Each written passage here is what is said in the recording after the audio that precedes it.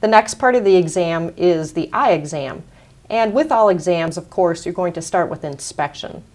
With inspection of the eye, you look first top to bottom. Start with the eyebrows, eyelids. Look where the lacrimal glands are. Look at the sclera and conjunctiva and the pupils. And always, of course, comparing one eye to the other. Now, the next part of this is I want you to look up towards the ceiling, and I'm going to just pull down the lids here. I'm looking at the lower part of the lids. All right, good. And again, comparing sides there.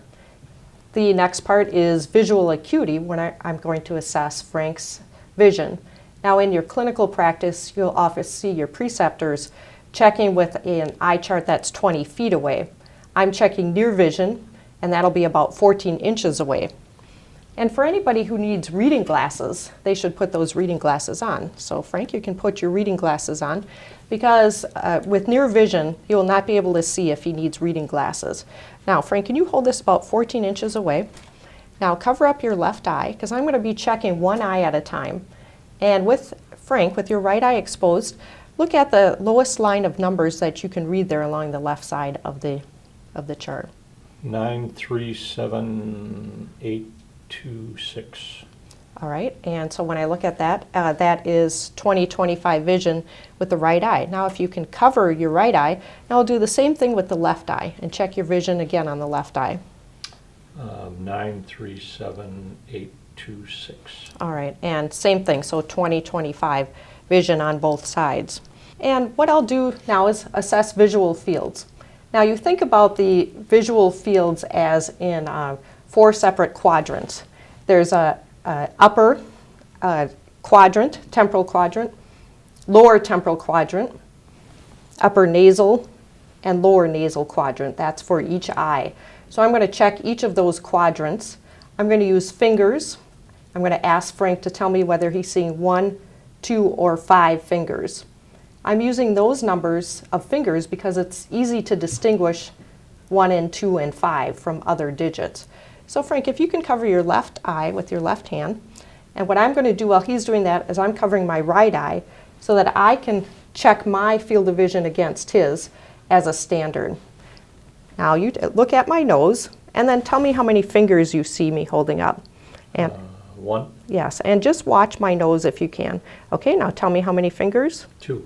All right, and how many fingers here? 5. And you see that I'm holding it in a way that he's able to see how many fingers. I'm not going to turn my hand in different directions where numbers of fingers can be confused. Now we'll check the same thing with the other. Keep your hand there. And how many fingers do you see here? 2. And how many fingers here? 2. All right, now you saw that he didn't see the right number of fingers in the upper outer quadrant, so I'm going to check that again. Now tell me again how many fingers you're seeing here. 2. All right, so I've checked all 4 quadrants of the right eye. Now you can replace that hand and now cover up your right eye. Now we'll check the left eye. We'll do the same thing, starting first with the upper and lower outer quadrants and then switching to the inner higher and lower quadrants. All right, so again, tell me how many fingers? 5. And how many fingers? 1. All right, and here? 2. And here? 1. All right, good. So he's checked all those quadrants on both sides. Now the next part of the check here is to check for the near response. I want to see that as Frank looks in the distance and then brings his eyes in and looking towards me, his eyes converge a little, come in closer together, and there's a little bit of pupillary restriction, but I may not be able to see that. Now Frank, if you can look at the wall over there, okay. And now look at my finger here. And what I see is that his eyes converge and come together. I see a little bit of pupillary restriction. Now I'll move right into checking extraocular motions. Just watch my finger here. And I'm going to move this in an H pattern. Out this way and up this way. I'm watching both eyes, making sure that they're both moving in conjunction with each other, and out this way. Up the H pattern up to the top and then down to the bottom. Okay, and then back to the center. So that checks all the extraocular motions of many of the different eye muscles. And the next part that I'm going to check is watch for pupils to see that they react to light. Now typically for checking pupils, you want to turn off the light. I'm going to leave the light on so you can see what it is that I'm doing.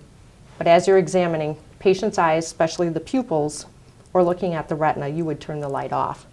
So I'm going to bring over the ophthalmoscope, and I'm going to show you a few aspects of this ophthalmoscope so you can see what are the characteristics here. First, this is the back of the ophthalmoscope. This top part you would rest right on your forehead, and this is what you would look through, this aperture here. And right down on the bottom are a set of numbers, and that number you should always have set at 0. This dial on the side is how you would turn that number away from 0, but you're going to keep it always on 0 here. Now I'll turn the ophthalmoscope around the other way. This is the patient side to show you some of what you see here. There's one dial here that'll control the light characteristics, and then there's another dial here that controls how bright the light is. So I'll show you how that works. I'll use Frank's gown here. First, the brightness. This is this dial here. As you watch that light, you see that it's getting brighter and dimmer as I'm moving this around. And when you're examining someone's eye, when you're looking in the back of their eye, you want to leave that light source about in the middle, not super bright, not dim. And then the other dial that I showed you for the source of the light, you can move that back and forth to see first a small amount of light, medium amount of light, large amount of light, and then you go to some other aspects that we don't use in PDS. One is a target, a slit light, and then a blue light. But what you want to use for the light source is about the medium size. So medium size light source, about medium intensity of light here.